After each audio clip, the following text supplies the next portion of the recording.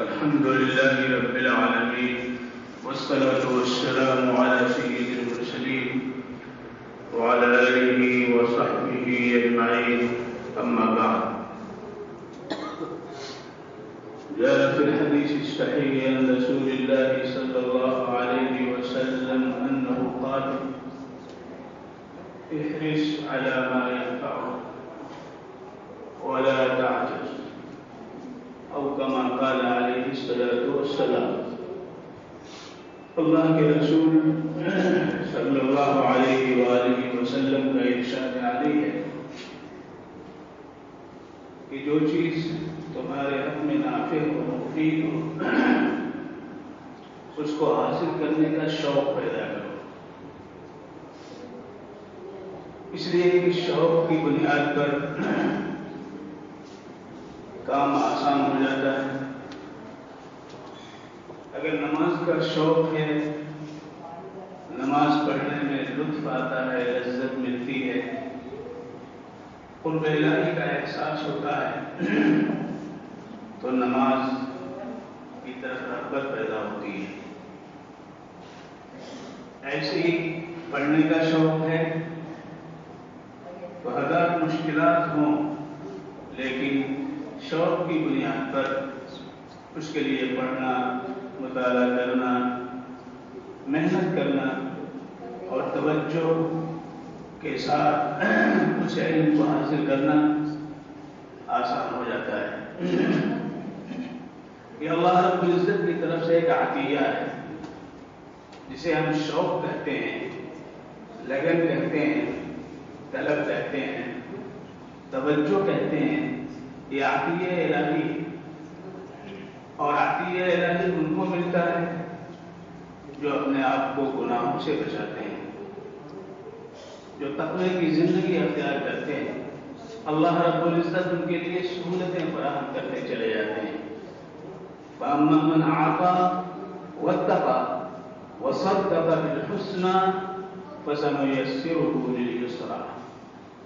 جو شخص دے، جو ہم نے صلاحیت اس کو دی ہے، جو اس کو ہم نے علم دیا ہے، جو اس کو ہم نے وقت دیا ہے، جو ہم نے اس کو مال و دولت سے نوازا ہے، اس کو اللہ کے لیے وہ جب دیتا ہے، اللہ کے لیے خرچ کرتا ہے، تو ہم کیا کرتے ہیں؟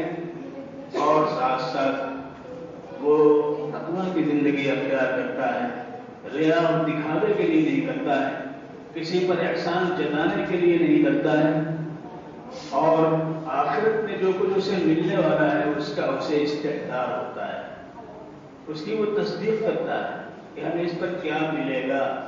قرآن پاک پڑھتا ہے، تلاوت کرتا ہے، تو اسے اس کا احساس ہوتا ہے کہ ایک ایک حرف پر ہمیں 10 نیکیاں ملتی ہیں.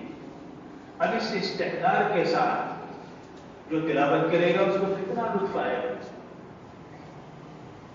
کیسا اس کو شوق پیدا ہوگا. ایسی ہر کام کے اندر شوق انسان کو ان تمام مشکلات سے، ان مشکلات کو عبور کرنے اور اسے قوت و طاقت عطا کرنا. لہذا اللہ کے رسول صلی اللہ علیہ وسلم نے فرمایا: احرص علی ما ينفعک. جو چیز تمہیں نافع ہے، شوق کے ساتھ اس کو کرو، تناسانی کے ساتھ، کسل مندی کے ساتھ، بے احتیاطی کے ساتھ، بے توجہی کے ساتھ اسے تم نہ کرو. اس لیے کہ ان اوصاف کے ساتھ جو کام کیا جاتا ہے وہ محرومی کا باعث ہوتا ہے. اسی لیے دوسری حدیث میں اللہ کے رسول صلی اللہ علیہ وسلم کا ارشاد ہے: من حسن اسلام المرء ترکہ ما لا یعنی. حضرت امام ترمذی نے باب الزہد میں اس روایت کو نقل کیا ہے کہ ایک مسلمان کی خوبی، اسلام کی خوبی کیا ہے، اس کا حسن و تجمل کیا ہے؟ وہ یہ ہے کہ وہ فضول باتوں سے پرہیز کرے. ترکہ ما لا یعنی، جو اس کے لیے مفید نہیں ہے، جو اس کے لیے مضر ہے، یا کم از کم یہ کہ مفید ہے نہ مضر ہے، اس سے وہ پرہیز کرے، وہ لغو چیز ہے، وہ فضول بات ہے۔ لہذا اس کا ہمیں لحاظ ہونا چاہیے، اس کی طرف توجہ ہونی چاہیے۔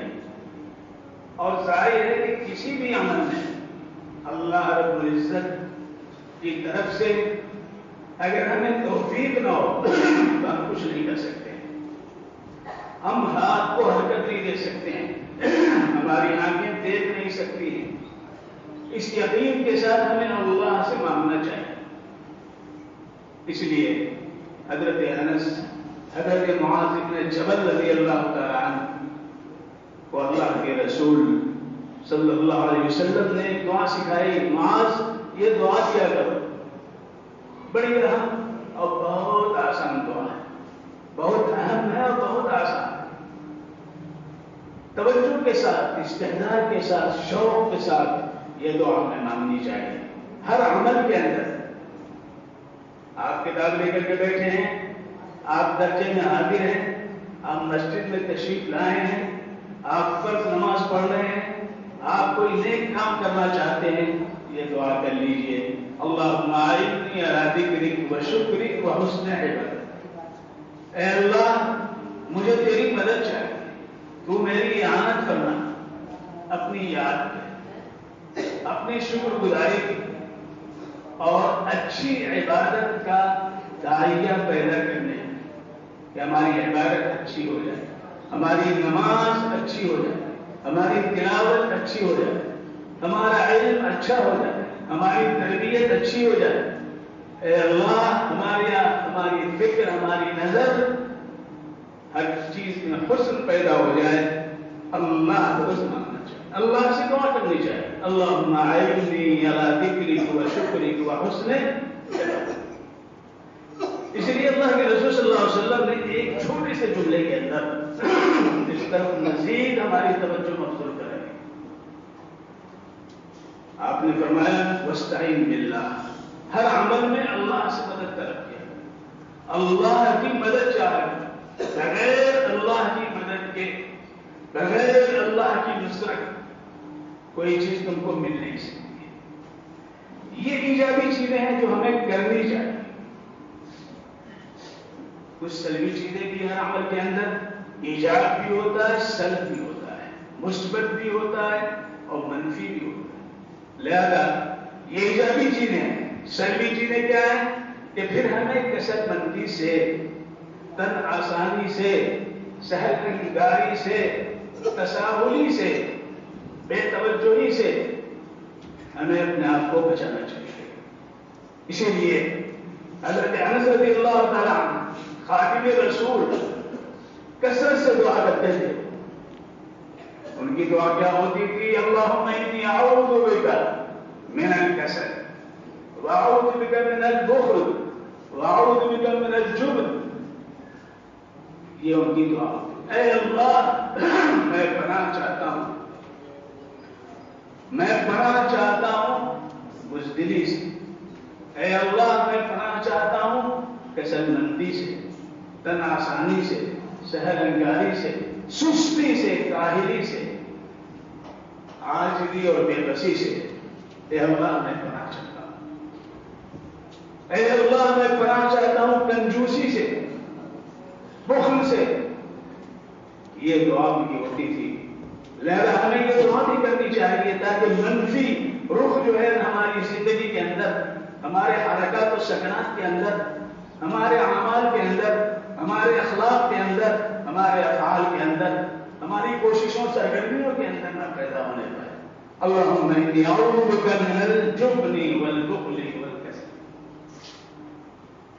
تناسانی کیا ہے؟ سستی کسے کہتے ہیں؟ حضرت امام نووی رحمۃ اللہ علیہ نے اس موقع پر بڑی اچھی بات کہی ہے کہ کسل کیا ہے؟ اما الکسل فعدم انبعاث النفس للخیر وقلت الرغبہ مع الکسل۔ یہ انہوں نے تعریف کی کہ کسل مندی کیا ہے، سستی کیا ہے، کاہلی کیا ہے؟ وہ یہ ہے کہ امکان کے باوجود کہ وہ چیز وہ کر سکتا ہے لیکن طبیعت کا میلان اس کی طرف نہ ہو، اور اس کی بنیاد پر رغبت و دلچسپی نہ پیدا ہو اور وہ نہ کر سکے، یہ سستی ہے جو محرومی کا باعث ہوتی ہے، محرومی کا باعث ہوتی ہے۔ اسی لیے اس حدیث کے آخر میں یہ حدیث علی ما ینفع، دوسرا جملہ اللہ کے رسول احمد مصطفیٰ محمد مصطفیٰ صلی اللہ علیہ وسلم نے جو فرمایا وہ ہے ولا تعجز، عجز اور درماندگی، سستی اور کاہلی، بے بلاعتی اور بے مائگی، اس سے اپنے آپ کو بچاؤ، اس سے تم اپنے آپ کو بچاؤ۔ اس لیے کہ اللہ کے رسول نے فرمایا ان اللہ یلوم علی العجز، عاجزی اور بے بسی پر اللہ ملامت کرتا ہے، ولیکن علیک بالکیس، ہوشیاری اور تیزی تمہارے اوپر لازم ہے، تمہارے اوپر لازم ہے۔ لہذا ہر عمل کے اندر ہمیں تنبؤ کے ساتھ چوکنا رہتے ہوئے، اپنے وقت کی فکر کرتے ہوئے، اپنے مقصد کو سامنے رکھتے ہوئے، اپنے حالات پر غور کرتے ہوئے اور ان تقاضوں کو جو ہمارے ساتھ ہمیں محیط ہیں ان کا استحضار رکھتے ہوئے ہمیں کام کرنا چاہیے۔ اگر ہم نہیں کریں گے تو اللہ کی طرف سے رکاوٹیں آ جائیں گی، اللہ کی طرف سے نصرتیں نہیں ہوں گی۔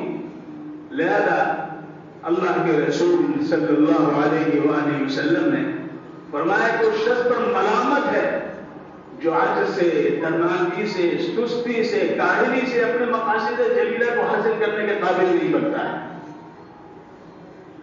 اللہ کے رسول صلی اللہ علیہ وآلہ وسلم نے ایک دفعہ فیصلہ فرمایا، ایک مقدمہ آپ کی خدمت میں آیا، اس مقدمے کا فیصلہ فرمایا، فیصلہ جس کے خلاف ہوا وہ جاتے ہوئے کہا حسبی اللہ و نعم الوکیل، حسبی اللہ و نعم الوکیل۔ اللہ کے رسول نے بلایا ادھر، کیا تم نے کہا؟ یاد رکھو جب کوئی بات پیش آئے تو دانشمندی سے کام کرو، سارے اسباب جٹاؤ، اس کے بعد بھی اذا غلبک امر فقل حسبی اللہ و نعم الوکیل، اس کے باوجود بھی فریق مخالف تم پر غالب آ جائے تو یہ کہو حسبی اللہ و نعم الوکیل۔ یہ نہیں کہ تم شروع میں حسبی اللہ و نعم الوکیل کہو، اسباب کا اختیار کرنا، حالات کا جائزہ لینا، تقاضوں کو پورا کرنا یہ لازم ہے، ضروری ہے۔ اللہ رب العزت نے ہمیں یہ موقع دیا ہے، لہذا ان تقاضوں کو پورا کرنا لازم و ضروری ہے۔ لہذا ہمیں اپنی زندگی میں، اپنے حالات میں، اپنے اعمال کے میدان میں، اپنی سرگرمیوں میں اس بات پر توجہ دینی چاہیے کہ اسباب کیا ہے، کون سی چیز میں اختیار کی جائے۔ اگر وہ اختیار نہیں کریں گے اور ہاتھ کے ہاتھ کھڑے رہیں گے تو اللہ کیا پکڑ ہوگی کہ ہم نے تمہیں صلاحیت دی تھی، ہم نے تمہیں قوت دی تھی، ہم نے تمہیں طاقت دی تھی، ہم نے تمہیں موقع دیا تھا، اس کے باوجود تم نے نہیں کیا تو اللہ کے ہمیں جواب دینا پڑے گا۔ لہذا اس کو یاد رکھیے، احرص علی ما ينفعک ولا تعجز، جو چیز شوق پیدا کرے، نفع بخش، اس کو حاصل کرو، اور عاجزی اور درماندگی، بے بسی، بے مائگی، تنازانی، کاہلی اور تساہلی سے اپنے آپ کو بچاؤ۔ اللہ تبارک و تعالی ہم سب کو توفیق سے نوازے، وآخر دعوانا الحمدللہ۔